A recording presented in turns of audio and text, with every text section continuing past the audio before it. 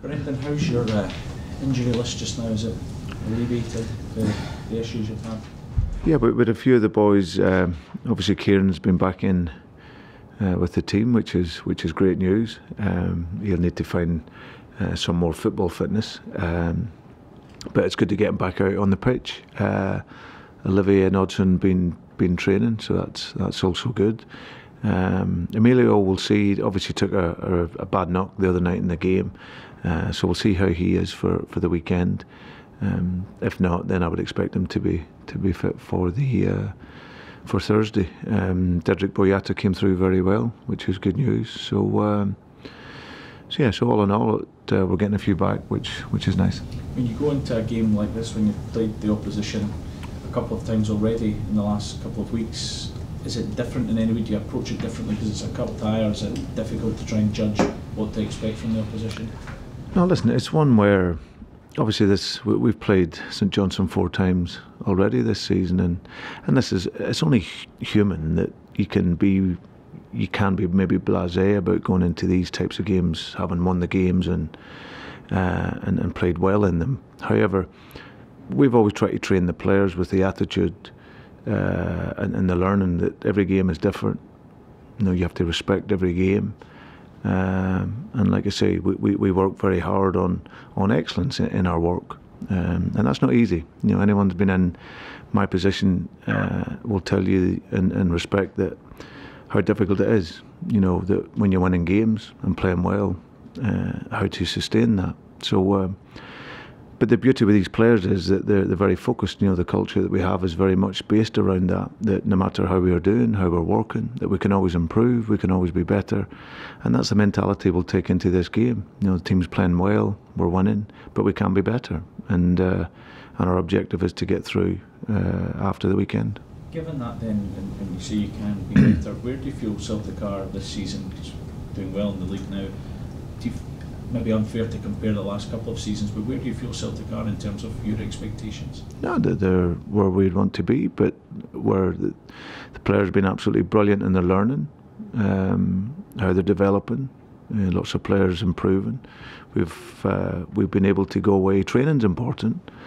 The break that we've had sort of mid-season has allowed us to go away and press the reset button, because in the games, there's no timeouts in games, so you have to, for all the eventualities in football, you have to train, and that gave us the chance to restart again whilst we were away in Dubai, and reinforce a lot of our principles.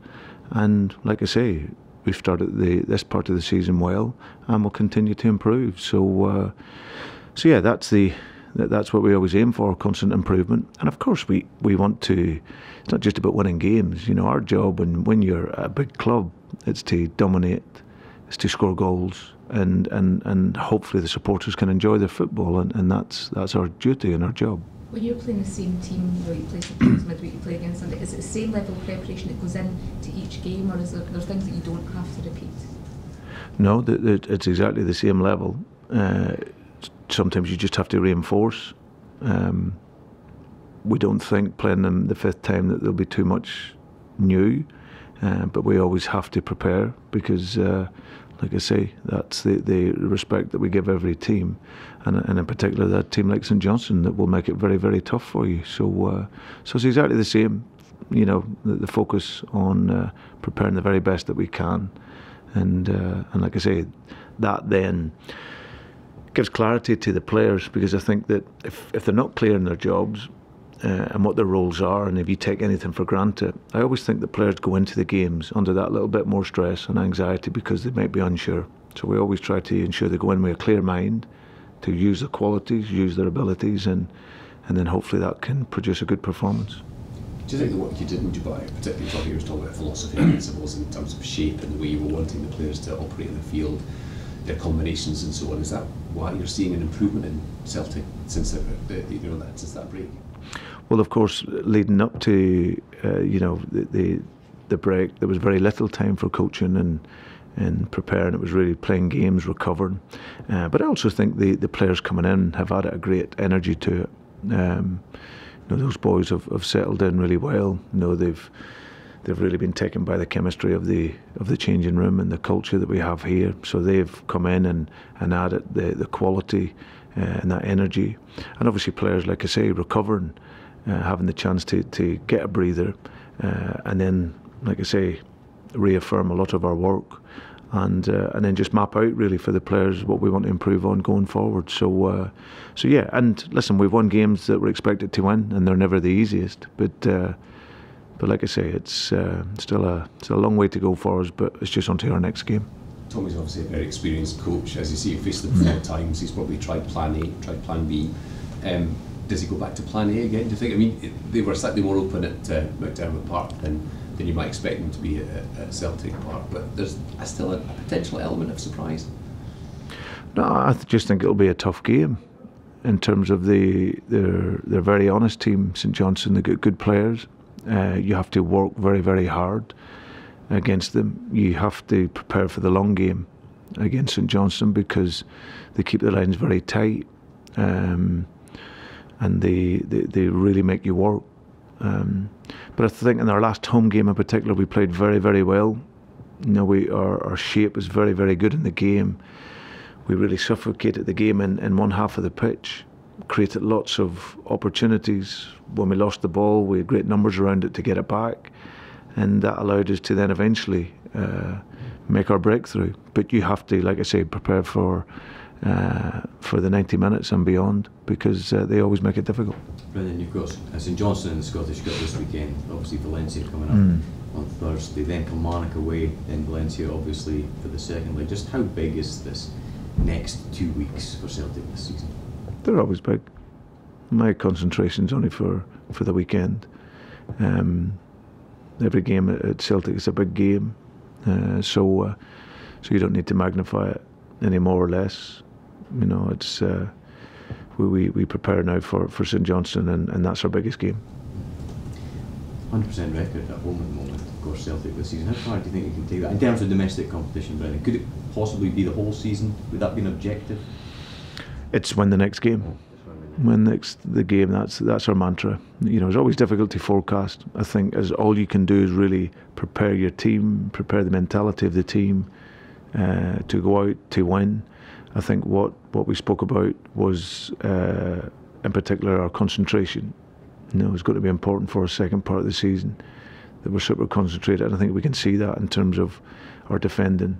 You know, the compactness of the team, the togetherness of the team, and like I say, whether it's home or away, that is important. But I know it's an old saying, and you'll hear it churned out. But the more experience you gain as a manager, you learn not to forecast too far ahead, because there's so many things can happen. And like I say, we really, you know, fully respect our next opponent, and that's the game we want to win. I guess from what you were saying earlier, in terms of the injuries, guys coming back from injury and all the rest of it, you kind of feel the squad is well equipped at least to handle this next busy period, which is obviously 4 matches in the space of 2 weeks. Yeah, listen, it's unfortunate. It's not something that you can control. You know, that's I've seen this here when with lots of players out, and I know there's been a lot of talk around the injury list and whatnot. But listen, it's unfortunate.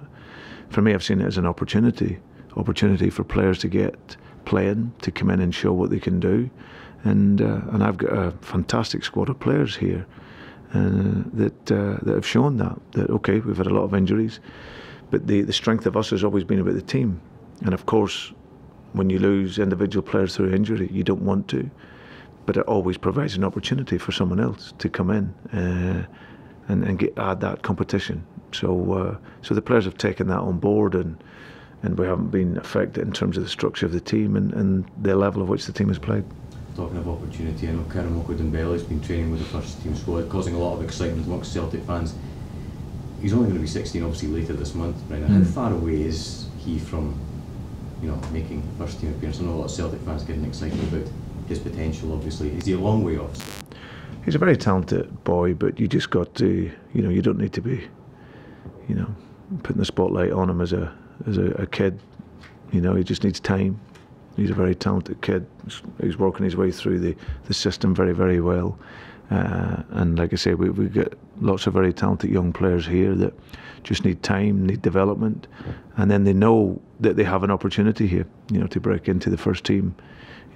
Part of our vision is very much about giving our young academy players the chance and the opportunity. We've seen in the last 45 weeks young Ewan Henderson come in, and again, a very, very gifted player, technically, tactically, he's got a wonderful view of the game.